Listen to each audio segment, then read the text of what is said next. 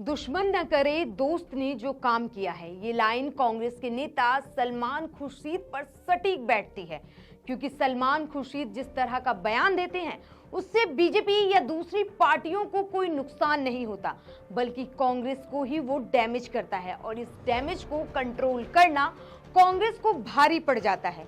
भारत जोड़ो यात्रा को लेकर सलमान खुर्शीद ने कुछ ऐसा ही बयान दिया जो कांग्रेस के लिए अब मुसीबत बनती जा रही है। नमस्कार, आप देख रहे हैं मॉलिटिक्स और मैं हूं आपके साथ कामिनी झा। जहां राम अभी तक है नरमी, नारी में अभी तक सीता है। ये सिर्फ एक गाना नहीं है, ये हिंदुस्तानियों की भावना है। किसी के अंदर भगवान राम की तरह गुण देखना अच्छी बात है, लेकिन किसी को भगवान ही बता देना, ये बात तो किसी के गले से नीचे नहीं उतर रही है। कांग्रेस नेता सलमान खुर्शीद ने कांग्रेस नेता राहुल गांधी को भगवान राम ही बता दिया है। दरअसल 3 जनवरी 2023 को राहुल गांधी की भारत जोड़ो यात्रा उत्तर प्रदेश के गाजियाबाद में आएगी। सोमवार को राहुल गांधी ने दिल्ली की कड़ाके की ठंड में महात्मा गांधी, जवाहरलाल नेहरू, इंदिरा गांधी, राजीव गांधी और अटल बिहारी वाजपेयी को पुष्प अर्पित कर श्रद्धांजलि दी।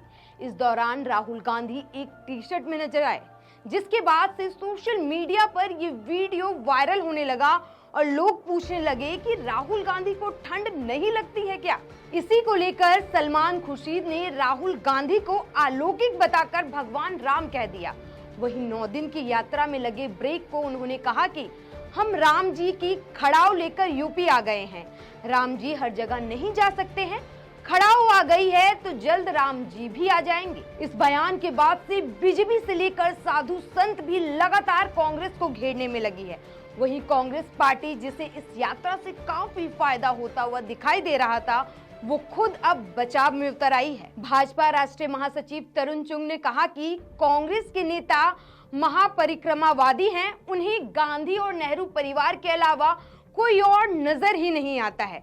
उन्होंने कटाक्ष करते हुए कहा कि शुक्र है भगवान राम को काल्पनिक कथा और कहानी बताने वाली कांग्रेस के नेताओं को अब राम भगवान की याद तो आती है। वहीं दिल्ली में बीजेपी के नेता दुष्यंत गौतम ने तंज कसते हुए कहा कि सिर्फ राहुल गांधी ही क्यों, उनके साथ चलने वाले कांग्रेसियों को भी टी-शर्ट में होना चाहिए, क्योंकि ये राहुल गांधी की सेना है।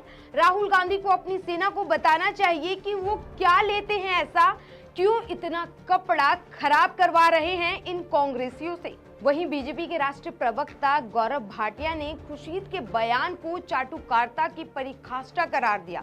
उन्होंने कहा, हम सब के आराध्य मर्यादा पुरुषोत्तम राम से एक ऐसी व्यक्ति की तुलना करना जो भ्रष्टाचार के आरोप में जमानत पर बाहर है, ये दर्शाता है कि कांग्रेस के नेता कितने बड़े चाटुकार हैं। अयोध्या में राम जन्मभूमि के मुख्य पुजारी आचार्य सत्येंद्र सलमान खुर्शीद के बयान की निंदा की। उन्होंने कहा कि कोई व्यक्ति भला भगवान कैसे हो सकता है। आचार्य ने कहा, कोई भी व्यक्ति भगवान राम नहीं हो सकता, ना ही वो भरत हो सकता है। विश्व हिंदू परिषद ने तो खुर्शीद के बयान को विनाशकाल विपरीत बुद्धि बता दिया। इतने बवाल के बाद खुर्शीद ने कहा कि उन्होंने कभी भी ये दावा नहीं किया है कि राहुल गांधी राम की तरह हैं। ईश्वर की जगह कोई नहीं ले सकता है, लेकिन हर कोई उनके दिखाए हुए रास्ते पे चलने की कोशिश कर सकता है। अगर मैं कहता हूँ कि कोई उस रास्ते पे चल रहा है तो किसी को आपत्ति नहीं होनी चाहिए। यहाँ आपको बता दें कि ये कोई पहला बयान नहीं है। इससे पहले भी सलमान खुर्शीद के बयानों के कारण कांग्रेस परेशानी में आ चुकी है। 2012 में जब खुर्शीद ने बाटला हाउस एनकाउंटर की फोटो को लेकर कहा था कि मैडम सोनिया गांधी फोटो को देखकर रोने लगी थी, ये वो बयान है जिसे लेकर बीजेपी आज भी कांग्रेस पर हावी रहती है। वहीं 2018 में सलमान खुर्शीद ने अलीगढ़ मुस्लिम यूनिवर्सिटी में एक कार्यक्रम के दौरान कहा था कि उनकी कांग्रेस पार्टी और उनके दामन में मुसलमानों के खून के धब्बे लगे हुए हैं, जिस पर भाजपा के राज्यसभा सांसद सुब्रमण्यम स्वामी ने कहा था कि कांग्रेस पर सिर्फ मुसलमानों के खून के धब्बे ही नहीं, बल्कि सिखों के खून के धब्बे भी लगे हुए हैं। वहीं यूपी चुनाव से पहले उन्होंने अपनी एक किताब रिलीज की, जिसमें उन्होंने हिंदुत्व की तुलना आतंकवाद से कर दी थी। इस तरह के बयान से कांग्रेस को नुकसान उठाना पड़ता है। भले इस बयान को लेकर खुर्शीद ने अपनी सफाई दे दी हो, लेकिन बीजेपी इस बयान को आसानी से जाने देने वाली नहीं है। जिस तरह राहुल गांधी की भारत जोड़ो यात्रा से कांग्रेस को फायदा होता हुआ दिखाई दे रहा है, ऐसे में बीजेपी इस बयान को बड़े मौके की तरह देख रही है। इन बयानों के बाद कांग्रेस को सबसे पहले ऐसे बयान देने वाले नेताओं को रोकने की जरूरत है।